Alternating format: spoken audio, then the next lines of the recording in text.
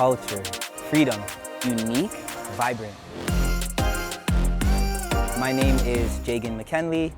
I've been playing steel pan since I was 10 years old. Steel pan itself has a very rich history. Drumming was monumental to the African culture. They used it to celebrate, to communicate, to express themselves, to have an identity after being brought to a foreign land. And they were afraid that these people might cause a revolt, so they banned drums. That's where metal objects started to come into play. Garbage bins, garbage lids, paint cans. In the 1930s, a man named Winston Spree Simon came up with the first instrument, we can say. Music, notes, pitches, ranges were formed.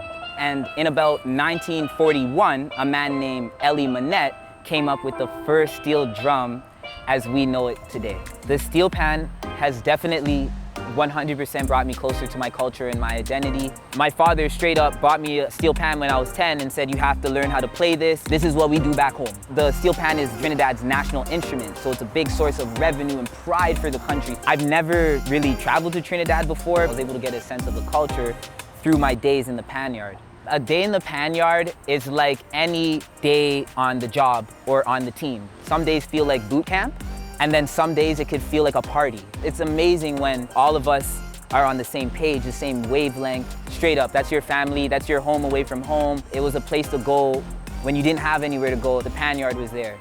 So the event I am practicing for currently is the Pan Alive in Toronto. Every year they hold this big competition, tons of people come out, they compete, and then the next day they celebrate with the festival.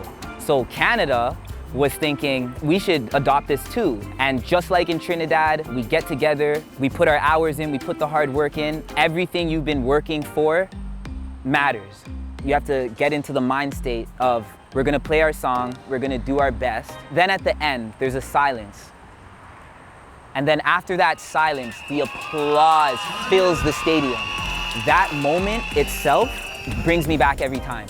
It's important for people to learn about the steel pan, not even just people of African descent, but anybody really, because it really speaks to our greatness as human beings. Remember, these things are made from trash cans.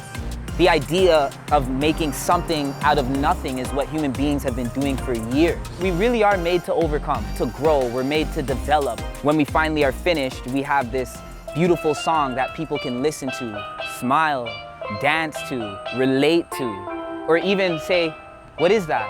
I want to get into this. That's what keeps me going, the culture, the movement, the music, the passion. We practice under a bridge. Who does that, right?